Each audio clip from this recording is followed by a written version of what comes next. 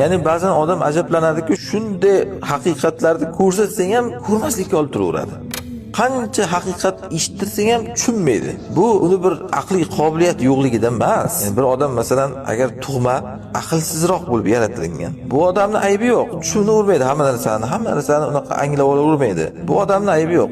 Lekin biz gapirayotgan kishi o'sha bilib turibdi, shuncha dalillarni ko'rsatsang ham tag'olmaydi. Enotchi, ya'ni qaysar. Ana shunaqa paytda eslangki, ko'rdi, ko'zni ochib bo'lmaydi. Iloji yo'q, sabr qilasiz endi. Ana shuning uchun Alloh hatto rasuliga aytgan, qarang. Ulardan ba'zi sizga qarab o'tiradi.